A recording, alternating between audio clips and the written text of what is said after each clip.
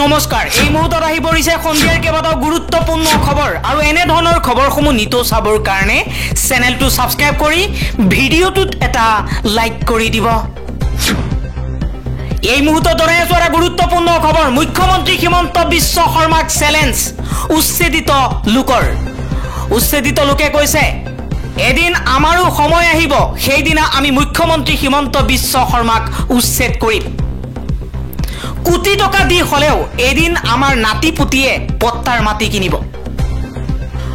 উচ্ছেদৰ নামত ঘৰৰ পৰা দমকল উঠাই লৈ গৈছে, সৰু সৰু ল'ৰা ছোৱালীৰ আহাৰ পৰ্যন্ত কাঢ়ি লৈছে, মৌলিক অধিকাৰৰ পৰা বঞ্চিত কৰিছে বুলি অভিযোগ উত্থাপন কৰি এইগৰাকী উচ্ছেদিত লোকে কৈছে যে ইমান অত্যাচাৰ হয়তো হিটলাৰেও কৰা নাছিল।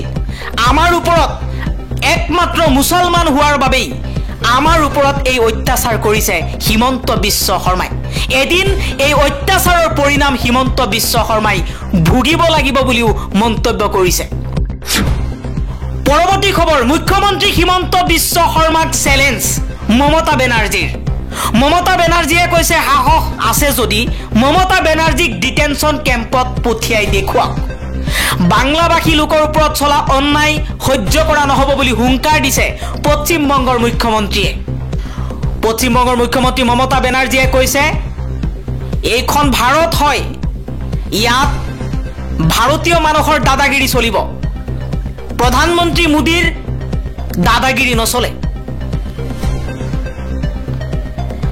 আৰু অসমৰ মুখ্যমন্ত্ৰী হিমন্ত বিশ্ব শৰ্মাকো চ্যালেঞ্জ কৰিছে মমতা বেনাৰ্জীয়ে।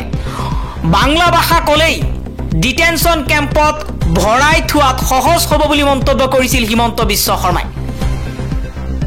মুখ্যমন্ত্ৰী হিমন্ত বিশ্ব শৰ্মাক চ্যালেঞ্জ কৰি মমতা বেনাৰ্জীয়ে কৈছে হিন্দু মুছলমান খ্ৰীষ্টান সকলোবোৰ আমাৰ ভাৰতৰ মানুহ, কোনো অবৈধ মানুহ নহয়, কিন্তু ধৰ্ম চাই যদি বাংলা ভাষা কোৱাৰ বাবে যদি ডিটেনশ্যন কেম্পত সোমোৱাৰ ভাবুকি দিয়ে সেয়া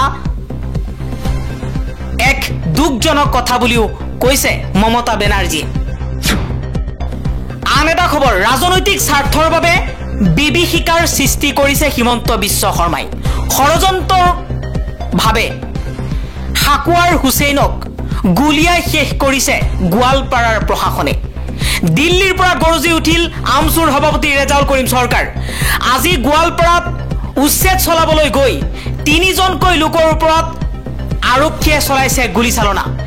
এজন উচ্ছেদিত থিতাতেই নিহত হৈছে, তেওঁৰ নাম সাকুৱাৰ হুছেইন, আৰু দুজনকৈ লোকক ততাতৈয়াকৈ GMCHত প্ৰেৰণ কৰা হৈছে। এই খবৰ পায়েই গৰজি উঠিছে দিল্লীৰ পৰা আমচু নেতৃত্ব।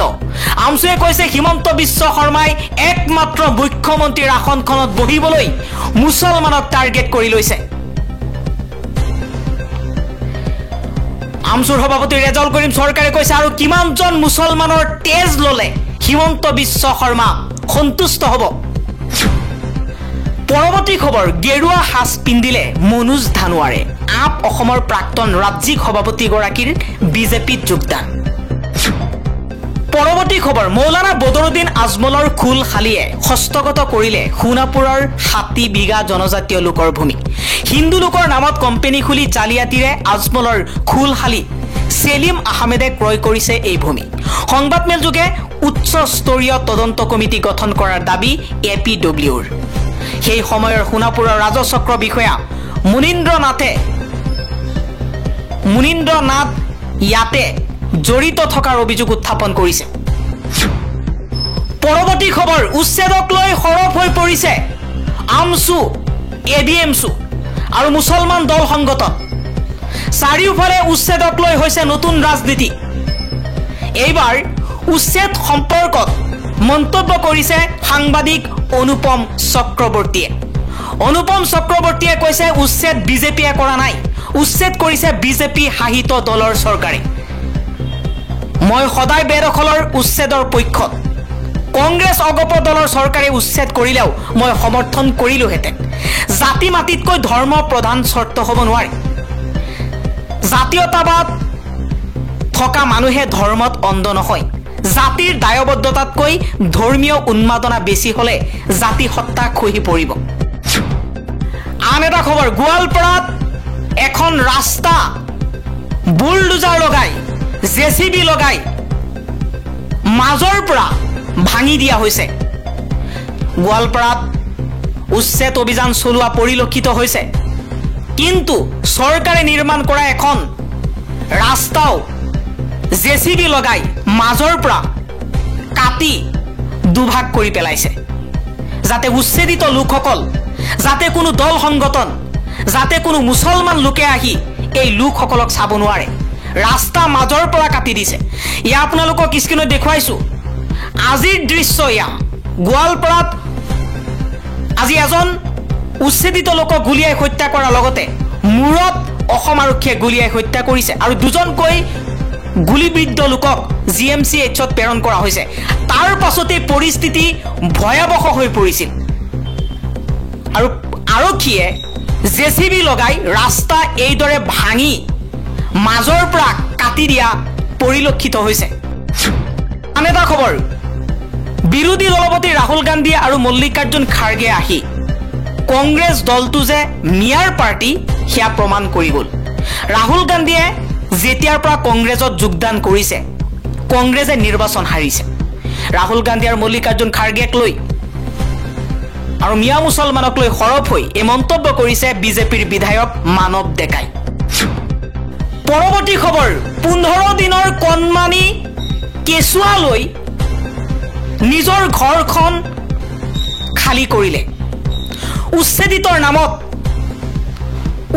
নামত ধুবুৰীৰ গোৱালপাৰাত অসমৰ বিভিন্ন প্ৰান্তত বিভিন্ন ধৰণে অত্যাচাৰ কৰা হৈছে সংখ্যালঘু মুছলমান লোকক। এই মুহূৰ্তত স্ক্ৰীনত আপোনালোকক দেখুৱাইছো 15 দিনৰ কেঁচুৱা লৈ ঘৰৰ পৰা ওলাই পৰিছে, থাকিবলৈ ঠাই নাই, উচ্ছেদ কৰা হৈছে। বিকল্প ব্যৱস্থা নকৰাকৈ মানৱ ধৰ্ম হিচাপে, মানৱ জাতি হিচাপে মৌলিক অধিকাৰখিনিও পাব নোৱাৰিলে। তেওঁলোকৰ বিকল্প কোনো ব্যৱস্থা নকৰাকৈ 15 দিনৰ কণমানি কেঁচুৱা লৈ এইদৰে নিজৰ ঘৰ ভঙা দৃশ্য চাই আছে। কিমান নিষ্ঠুৰ হ'ব লাগিব, কিমান কঠোৰ হ'লে, কিমান নিৰ্দয় হ'লে এনেকুৱা কাম কৰিব পাৰে। নিজৰ গাদীখনৰ বাবে আজি যি কৰি আছে হিমন্ত বিশ্ব শৰ্মাই, তাৰ বাবে এদিন ভুগিব লাগিব। আমছুৰ লগতে ABMCয়ে মুখ্যমন্ত্ৰী হিমন্ত বিশ্ব শৰ্মাৰ বিৰুদ্ধে কেইবাটা মন্তব্য কৰিছে। আজি মুখ্যমন্ত্ৰী হিচাপে আছে, কাইলৈ নাথাকিব, কিন্তু এই যে মানুহসকলক উচ্ছেদ কৰা হৈছে, কণ কণ ল'ৰা ছোৱালীক নিজৰ ঘৰখনৰ পৰা বহিষ্কাৰ কৰা হৈছে, কণ কণ ল'ৰা ছোৱালী স্কুলৰ পৰা বঞ্চিত হৈছে, এই লোকসকলৰ অভিশাপৰ বাবেই এদিন কান্দিব লাগিব হিমন্ত বিশ্ব শৰ্মা।